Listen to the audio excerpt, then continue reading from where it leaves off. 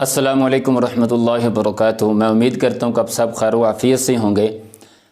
وقف کے احکام کے بارے میں آج ہم دوسرا سبق جو ہے وہ سیکھیں گے۔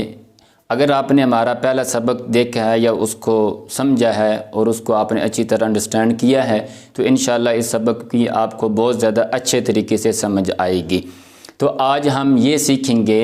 کہ جب وقف کرتے ہیں تو وقف کا جو صحیح محل ہوتا ہے اس کے لیے جو نشانات مقرر کیے گئے ہیں ان کے بارے میں ہم سیکھتے ہیں۔ ان میں بعض نشانات ایسے ہیں کہ جن کے اوپر وقف کرنا ضروری ہوتا ہے اور بعض ایسے ہیں جن کے اوپر وقف کرنا اچھا ہوتا ہے، کرنا چاہیے، اور کچھ نشانات ایسے بھی ہیں کہ جن کے اوپر وقف کرنا مناسب نہیں ہوتا، ان سے بچنا چاہیے۔ تو گویا کہ نشانات دو طرح کے ہوں گے، ایک وہ ہیں جہاں پر وقف کیا جائے گا، دوسرے وہ ہو گئے جن کے اوپر وقف نہیں کریں گے۔ تو آئیں ذرا دیکھتے ہیں وہ کون کون سے ہیں۔ سب سے پہلے جو ہے وہ یہ نشان ہے گول دائرہ، جس کو آیت کہتے ہیں، اور یہ سب جانتے ہیں کہ یہ ہر آیت کے آخر میں یہ ایسے گول دائرہ لکھا ہوتا ہے۔ اور دوسرا ہے جی تو،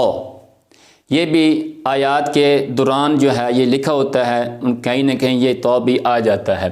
ایسے یہ جیم ہے، پھر یہ بھی بہت زیادہ آتا ہے، یہ تینوں زیادہ آتے ہیں۔ پھر اس کے بعد یہ میم، یہ بھی آتا ہے۔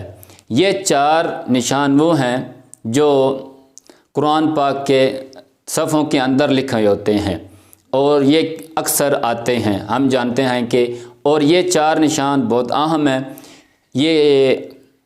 پکے نشان ہیں، یعنی ان کے اوپر وقف کرنا اچھا ہوتا ہے، کرنا چاہیے، کیونکہ وقف کرنا تو ہوتا ہی ہے کہیں نہ کہیں۔ تو سب سے بہتر یہ ہے کہ ہم یہاں پر وقف کرتے جائیں تاکہ تلاوت کرنے میں ہمیں کسی قسم کی پریشانی کا سامنا نہ کرنا پڑے، ہم اچھے طریقے سے تلاوت کرتے رہیں ایزیلی، تاکہ ہمارا سانس بھی نہ چڑھے، ہمیں تھکاوٹ بھی محسوس نہ ہو، یعنی گویا کہ اس سے انسان جو ہے دوران تلاوت آدمی ریلیکس رہتا ہے۔ اور اس کے بعد جو ہے یہ جو آگے چار وقف لکھے ہوئے ہیں، وقف النبی صلی اللہ علیہ وسلم، وقف جبرائیل، وقف غفران اور وقف منزل، یہ جو ہے چار وقف وہ ہیں جو صفحے کے اندر نہیں لکھے ہوتے بلکہ صفحے سے باہر لکھے ہوتے ہیں، حاشیے کے اندر، یہ بھی بہت زیادہ آتے ہیں۔ اب وقف نبی جو ہے یہ منسوب ہوتا ہے آپ صلی اللہ علیہ وسلم کی طرف، یعنی کہ وہ آپ صلی اللہ علیہ وسلم یہاں پر تلاوت کے دوران وقف کیا کرتے تھے۔ تو اب اگر ہم ان کا بھی اہتمام کرتے ہیں، یہاں پر وقف کرتے ہیں، تو اس سے ہمیں یہ ایک فائدہ ہوگا کہ ہماری تلاوت جو ہے وہ آپ صلی اللہ علیہ وسلم کے اور بھی زیادہ قریب ہو جائے گی۔ اور اس طرح وقف جبرائیل بھی ہے، یہ بھی حضرت جبرائیل علیہ السلام کی طرف منسوب ہے، اور وقف غفران، وقف منزل، ان سب کی وضاحت جو ہے جب نیکسٹ سیزن آئے گا اس کے اندر یہ ساری تفصیلات وہاں پر ہم انشاءاللہ بیان کریں گے۔ یہاں مختصر ہم یہ سیکھتے ہیں کہ ان کے بارے میں وقف کا کیا حکم ہے۔ تو یہ اہم ہیں، بہت بہترین مقام ہوتا ہے ان کے اوپر وقف کرنے کا، ہر لحاظ سے، معنی کے اعتبار سے بھی، کوئی ترکیبی لحاظ سے بھی، جملے کے اعتبار سے بھی، یہ بہت اچھا ہمارے پاس آپشن ہے کہ ہم یہاں پر وقف کرتے جائیں اور آگے پڑھتے جائیں۔ یہ تو ہو گیا ان کے بارے میں۔ اور اس کے ساتھ ساتھ آپ یہ بھی دیکھ لیں، یہ جو 3 ڈاٹس آپ نظر آ رہے ہیں ادھر ہیں، اور پھر یہ آگے یہ لکھا ہوا ہے میں نے، تو یہ بھی اسی طرح کسی بھی آیت کے دوران میں، بعض دفعہ آیت کے آخر میں بھی آتے ہیں، اور وہ جو یہ نشانی ہوتی ہے اس کے ساتھ بھی آ جاتے ہیں۔ تو ان کے بارے میں آسان سا حل یہ ہے کہ یہ بھی ضروری ہوتے ہیں، ان کے اوپر وقف کرنا بہت ہی ضروری ہوتا ہے۔ تو اگر ہم وقف کرتے ہیں اس پہلی جگہ پر تو پھر دوسری جگہ پر نہیں کریں گے، اور اگر ہم یہاں پر وقف نہیں کرتے تو پھر یہاں پر وقف کریں گے، یعنی ان دونوں میں سے کسی ایک جگہ پر وقف کرنا ضروری ہے۔ اور اس کے اندر نہ تو یہ ہے کہ ہم دونوں جگہ پر وقف نہ کریں، یہ بھی ٹھیک نہیں ہے، اور دونوں جگہ پر کر دیں تو یہ بھی ٹھیک نہیں ہے۔ ان میں سے کسی ایک آپشن کو ہمیں لینا ہوگا، ایک کے اوپر وقف کر کے پھر آگے جو ہے، جو اگر پہلے پر کیا ہے تو دوسرے کو ملا لیں گے، اگر دوسرے پر وقف کیا تو پہلے کو ملا کے پڑھیں گے۔ اب ہم سیکھتے ہیں دوسرے قسم کے وقف، وہ یہ ہیں جیسے زا، صاد، قاف، یہ صلے ایسے بنا ہوتا ہے، صلے یسل، لا،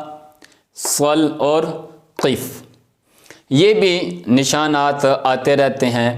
دوران تلاوت۔ یہ جو ہے نا آسان سا یہ ہے کہ ان کو ہم کہتے ہیں کچے وقف کی نشانی ہے، یعنی یہاں پر وقف کرنا ضعیف ہے،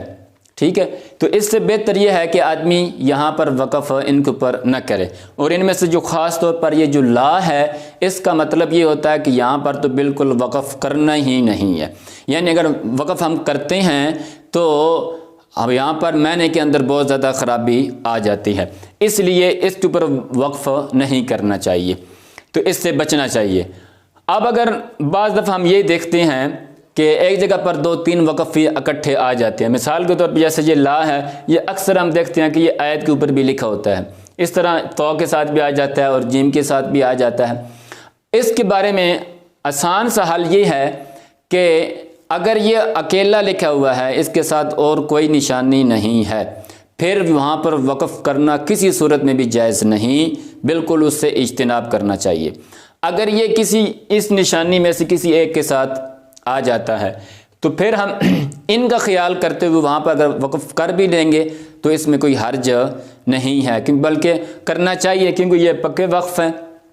اور یہاں پر یہ متفق علیہ بھی ہیں، تو ان کے اندر کسی قسم کا کوئی مسئلہ پیش نہیں آتا کسی لحاظ سے، تو اس لیے پھر ان کے اوپر ہم وقف کر سکتے ہیں۔ اسی طرح ان میں سے کوئی ان کے ساتھ آ جاتا ہے، یعنی کوئی ایسا مقام ہے وہاں پر ان میں سے بھی کوئی نشانی ہے اور ان میں سے بھی کوئی ہے، تو اسی طرح اس کے اندر بھی یہی ہمارے پاس دونوں آپشن ہوں گے۔ اگر ہم ان کا اعتبار کر کے وقف کر دیتے ہیں تو بہتر، اگر نہیں کرتے تو پھر بھی ٹھیک ہوگا۔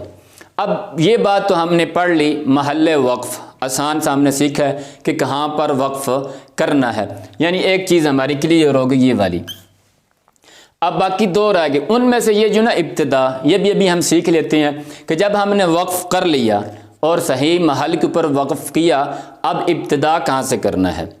کس جگہ سے ہمیں انتخاب کرنا چاہیے تو مناسب رہے گا۔ اگر تو ہم نے ان میں سے کسی کے اوپر وقف کیا ہے کسی نشانی پر، تو پھر ہم وقف کرنے کے بعد اس نشانی کے بعد آگے پڑھیں گے، پیچھے سے پھر دہرانا یا ملانے کی بالکل بھی قطعاً ضرورت نہیں ہوتی۔ اگر ہم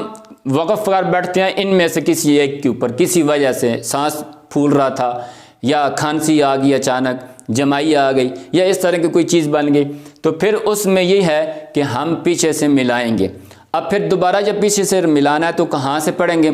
پھر ہم یہ دیکھیں گے کہ جہاں ہم نے وقف کیا نا، اگر ان نشانیوں میں سے کوئی نشانی قریب پیچھے کھڑی ہے تو پھر ہم اسی سے شروع کر لیں گے، اس سے پڑھ کر پھر آگے ملا کے آگے پڑھتے جائیں گے۔ اگر ہم پیچھے سے اس طرح ان میں سے کسی نشانی سے سٹارٹ لیتے ہیں اور آگے بآسانی پڑھ کے آگے ہم جا سکتے ہیں، پھر تو ٹھیک ہے۔ اگر یہ زیادہ کہیں دور ہے، پھر آگے جب وہاں پر ہم پہنچے اسی جگہ پر تو پھر آگے نہ پڑھ سکیں، تو پھر اس کے لیے اگر کوئی معنی جانتا ہے اور کچھ عربی کی جو گرامر ہے وہ وغیرہ بھی جانتا ہے، پھر وہ خود سے انتخاب کر سکتا ہے معنی کے اندر غور کر کے کہ کہاں سے معنی کے اعتبار سے نئی بات شروع ہو رہی ہے، جملہ مستانفہ کہاں سے سٹارٹ ہو رہا ہے۔ اس میں سے بہتر یہ ہے کہ فعل کا انتخاب کیا جائے، اگر فعل پیچھے قریب کھڑا ہے تو اس سے سٹارٹ کیا جائے، اس سے ہم شروع کریں تلاوت کو، پھر آگے ملا کے پڑھ جائیں۔ اگر نہیں ہے تو پھر ان میں سے کسی ایک نشانی کا انتخاب کر سکتے ہیں۔ عام آدمی کے لیے اس کے اندر یہ آسان سا حل یہی ہے کہ پھر وہ تو یہ چیز نہیں سمجھ سکتا، اس کے لیے تو پھر یہ کیا کہتے ہیں محال ہے ایسی چیز جگہ کا انتخاب کرنا یا کسی ایسے جملے کا انتخاب کرنا، اس لیے پھر وہ اس کا آسان حل یہی ہے کہ پیچھے 2-3 الفاظ ملا کے کہیں سے وہ پھر آگے ملا کے آگے پڑھ کے اس طرح وہ اپنی تلاوت کو ایسے جاری رکھ سکتا ہے۔ تو آج گویا کہ ہم نے ابتدا کے بارے میں بھی آسان سا سیکھ لیا کہ پھر کہاں سے ہمیں سٹارٹ لینا چاہیے اور کہاں سے ابتدا کرنی چاہیے۔ باقی اب ایک چیز رہ گئی ہے کیفیت، یہ انشاءاللہ تعالی ہم نیکسٹ اگلے سبق کے اندر سیکھیں گے اور اس کے بارے میں الگ سے ویڈیو بنائیں گے، اور دعا میں یاد رکھیے اور ویڈیو کو ثواب کی نیت سے ضرور شیئر کریں۔ السلام علیکم ورحمۃ اللہ وبرکاتہ۔